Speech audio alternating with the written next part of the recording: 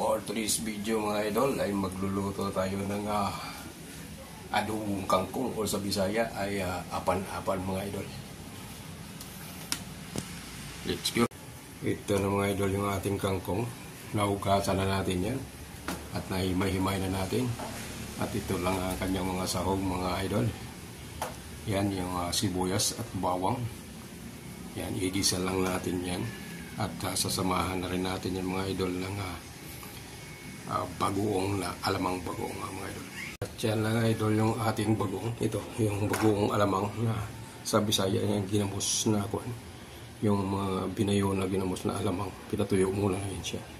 Tapos babayuhin. Lagyan ng asin. Yan ay bagoong sa amin sa probinsya mga idol. Maganda na yung ating kawali mga idol.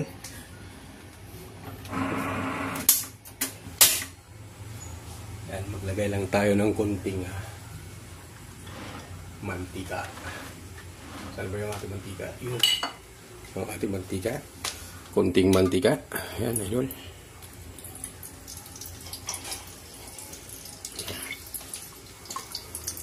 Konting mantika. Oops.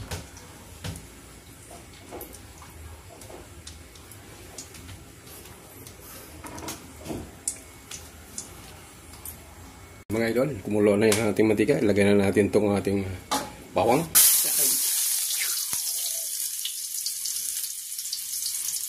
Ilagay na ang bawang. Sunod na natin sibuyas mga idol.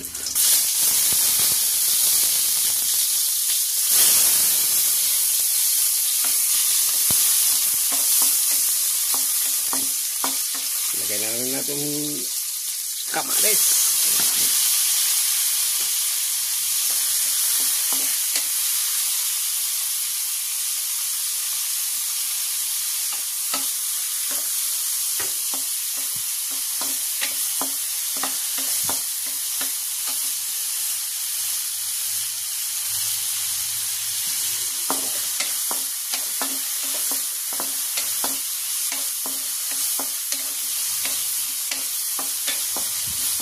At syempre, ilagay na rin natin yung ating bagoong.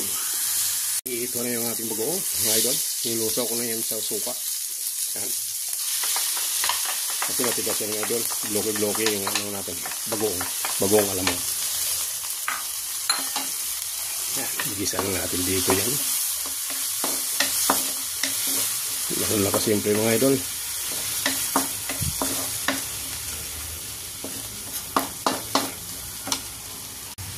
Ilagyan na natin yung ating kangkong mga idol.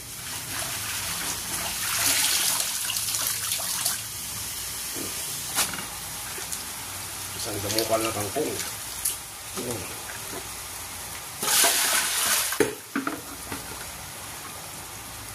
Halo-haloy lang natin yan. Hanggang sa lumamot mga idol yung kangkong. Actually mga idol, malambot na itakpan na natin ito idol.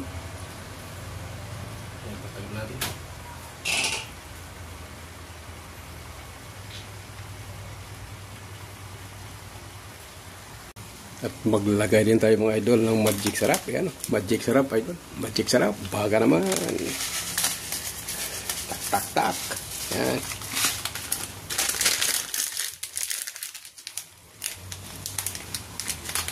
Yan ha. Pakalas. Sana makapanood tayo ng magic sarap. Para sponsoran tayo ng isang truck na magic sarap mga idol. Yan na nga idol.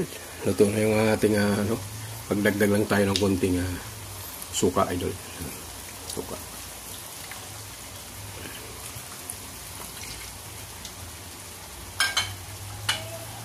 Titikman na natin yung lasa. Kung okay na ba ito.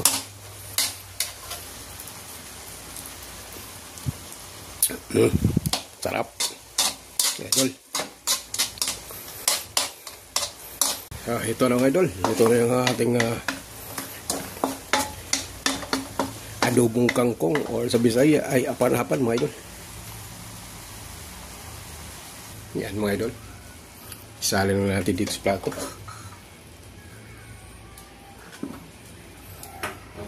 Ito na mga idol. Ilagay na natin dito sa plato.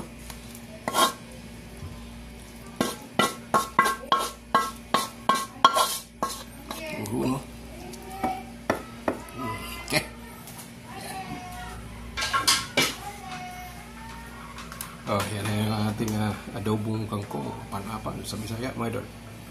Salamat sa panonood.